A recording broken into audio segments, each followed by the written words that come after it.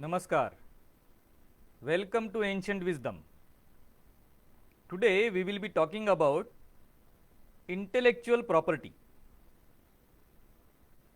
What is intellectual property? How do we acquire it? And what do we do with it? And as usual, with a twist. So let us see what is intellectual property.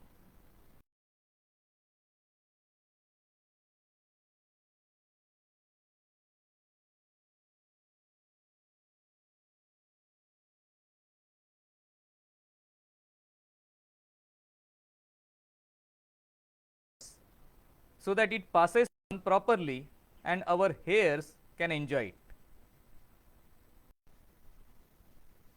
What do we do with our intellectual property? In Rajasthan, there is a proverb which says Haveli ki umr 60 saal, as was said by my friend Praveen Sathe. And what that means is that 60 years is considered 3 generations. So it is the first generation which struggles and creates the Haveli. The second generation expands the business and gets the Haveli to riches. And the third generation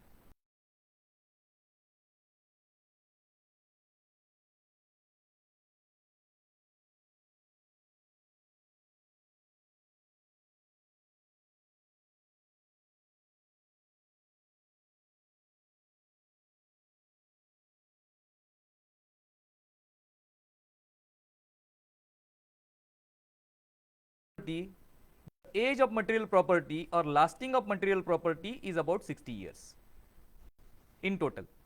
But in case of intellectual property, it carries on not only for generations but millenniums. We are, as of today, carrying out or carrying on the intellectual property of the Rishi Munis from thousands of years ago. How do we formalize the process so that it becomes even better and more effective? Taking an example of a company, if a person has worked in a company for say 20 years and he retires, when he hands over his charge to the new person, he explains to the person how he has been doing his job, the nitty-gritties, the record keeping, the process, etc., etc. And then he leaves. What he actually hands over is 90%. What he does not hand over is 10%, and that is called as the intellectual property.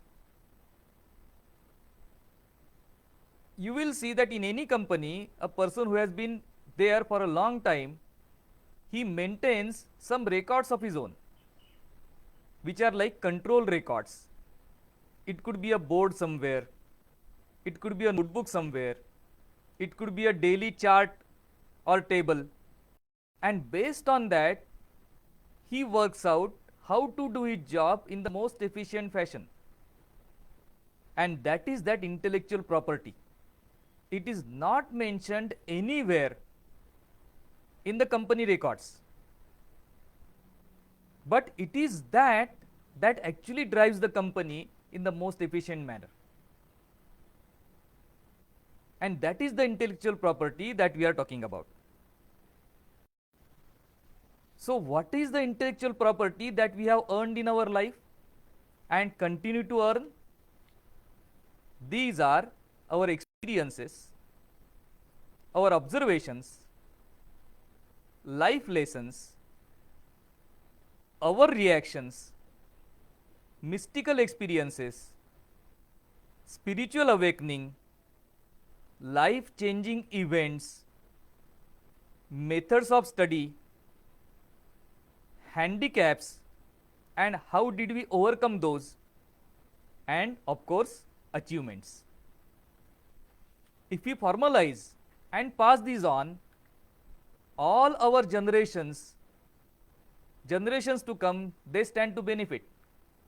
Indeed, we have seen in our earlier lecture that this was the way the Europeans in a very short period of time were able to gather maximum information and maximum knowledge about the Indian way of life, Indian sociology and Indian economy. Because each of their officer not only maintained official records, he also maintained his journal and noted very scrupulously every single thing that he could get his hands on.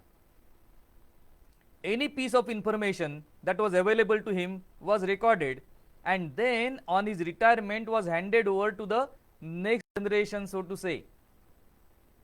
And this is exactly the method our forefathers had used, and in the Middle Ages we showed a weakness for it. We don't maintain records, especially of the intellectual property, because we ourselves don't value it.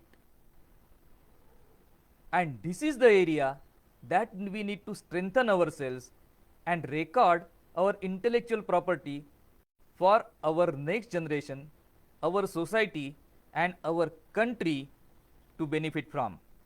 So do write